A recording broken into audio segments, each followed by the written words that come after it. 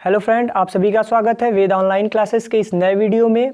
जैसा कि आपको पिछले वीडियो में बताया गया था, रासायनिक अभिक्रियाएं एवं समीकरण यानी केमिकल रिएक्शन एंड इक्वेशन, जो कि आपका पहला पार्ट है, उसके बारे में हम आज चर्चा करेंगे। ठीक है, तो शुरू करते हैं वीडियो को।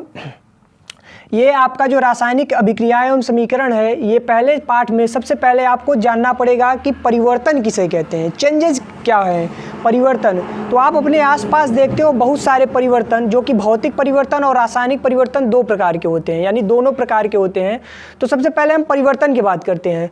तो परिवर्तन जो होता है वो दो प्रकार का होता है, या परिवर्तन को कह दें तो परिवर्तन आपके आसपास जो भी कुछ चेंजेस होते हैं, जैसे कि दूध का दही बनना या दूध का फट जाना, शराब का निर्माण होना, ये सब परिवर्तन के कुछ महत्वपूर्ण उदाहरण हैं।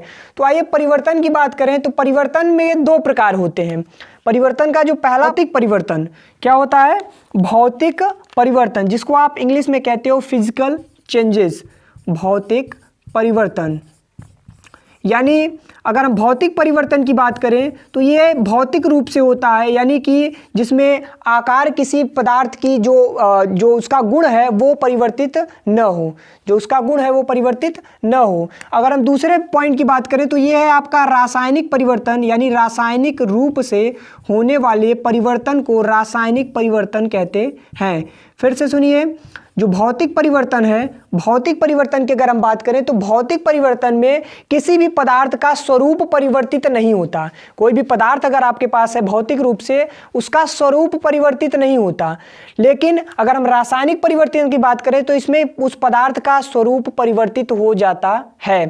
भौतिक परिवर्तन में किसी भी पदार्थ को आप पुनः प्राप्त कर सकते हो, यानी जैसे आपने बर्फ को गला दिया, वो जल बन गया। ठीक है, वो जल बन गया तो उसको आप फिर हिमांक बिंदु पे ले आके उसे पुनः बर्फ में परिवर्तित कर सकते हो।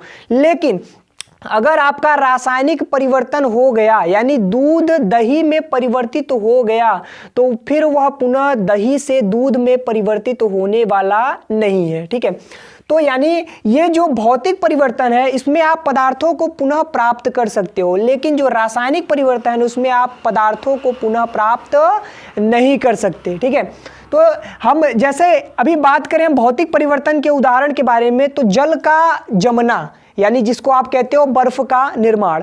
दूसरा बिंदु है कि पानी का वाष्प में परिवर्तित होना, पानी का वाष्प में परिवर्तित होना, मोम का पिघलना, ये सब क्या है, भौतिक परिवर्तन के कुछ महत्वपूर्ण उदाहरण हैं। अभी हम रासायनिक परिवर्तन के महत्वपूर्ण उदाहरण की बात करें तो दूध का जमना, दूध का जमना यानी दूध का दही में परिवर्तन, दूध का फटना, परमाणु विस्फोट होना। ठीक है, मोमबत्ती का जलना, धुएं का निर्माण होना, कार्बन डाइऑक्साइड का निर्माण होना, ये सब जो परिवर्तन होते हैं उन्हें कहते हैं रासायनिक परिवर्तन। रासायनिक अभिक्रिया यानी वे अभिक्रिया जो परस्पर दो पदार्थों को मिलकर तीसरे पदार्थों का निर्माण, ऐसे कह लीजिए कि दो पदार्थ परस्पर मिलकर किसी तीसरे पदार्थ का निर्माण करते हैं, वह तीसरा पदार्थ इन दोनों पदार्थों से सर्वदा भिन्न होता है, उसे रासायनिक अभिक्रिया कहते हैं। जैसे हम बात करें जल का निर्माण, तो यहाँ हाइड्रोजन है और ऑक्सीजन है, हाइड्रोजन धन ऑक्सीजन दोनों मिल जाएंगे और आपका जो तीसरा पदार्थ बनेगा उसे कहेंगे जल। जब हाइड्रोजन और ऑक्सीजन मिलते हैं, रासायनिक अभिक्रिया करते हैं, तो जल का निर्माण होता है। यही एक रासायनिक अभिक्रिया है। हाइड्रोजन एक गैस है, ऑक्सीजन भी एक गैस है और परस्पर मिलकर जल का निर्माण करता है। और अगर देखा जाए तो यह भी गैसीय अवस्था में होता है, लेकिन साधारण जल अगर आप देखो तो वो एक लिक्विड होता है, यानी द्रव अवस्था में होता है।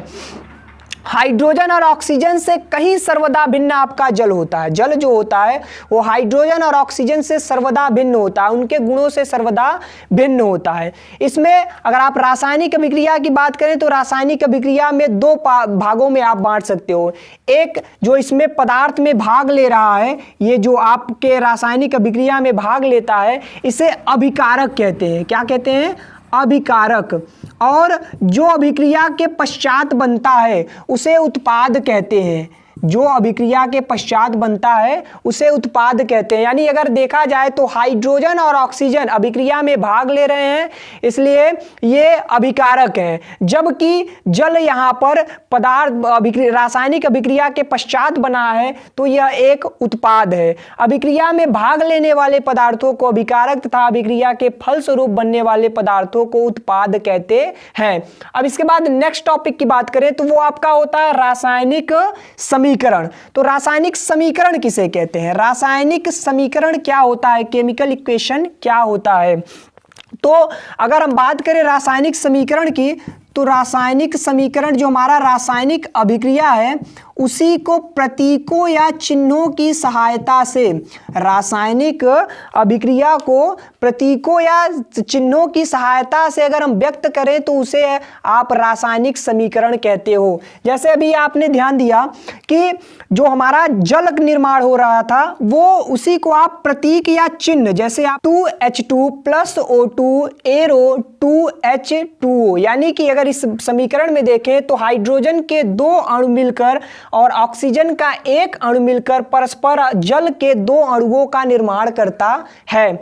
यही जो आपका यहाँ पे आप देख रहे हो रासायनिक अभिक्रिया का जो एक समीकरण प्रतीक या चिन्ह की सहायता से दिया गया है उसे आप रासायनिक समीकरण कहते हैं। ठीक है, तो रासायनिक समीकरण के कुछ अन्य उदाहरण भी देख लेते हैं। यहाँ पे ध्यान दीजिए, कार्बन है, ये परस्पर ऑक्सीजन से अभिक्रिया करता है तो कार्बन डाइऑक्साइड गैस का निर्माण करता है। या आगे हम बात करें कि जो हमारा नाइट्रोजन है वो हाइड्रोजन से अभिक्रिया करता है तो फिर वो क्या करता है कि अमोनिया गैस का निर्माण करता है। कौन से गैस का? Ammonia gas. ये नाइट्रोजन है और ये हाइड्रोजन से अभिक्रिया करता है।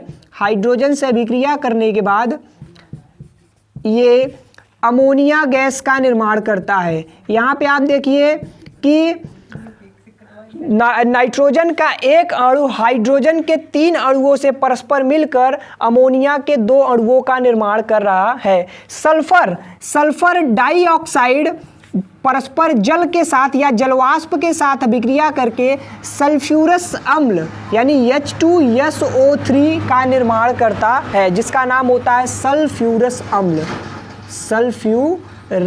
अम्ल का निर्माण करता है। यह भी एक रासायनिक अभिक्रिया, और अगर इसके समीकरण की बात करें तो रासायनिक समीकरण होता है जो कि अम्ल वर्षा में भाग लेता है। इसके बाद हम बात करें SO3 सल्फर ट्राइऑक्साइड की, तो यह भी जलवाष्प से अभिक्रिया करके सल्फ्यूरिक अम्ल H2SO4 का निर्माण करता है।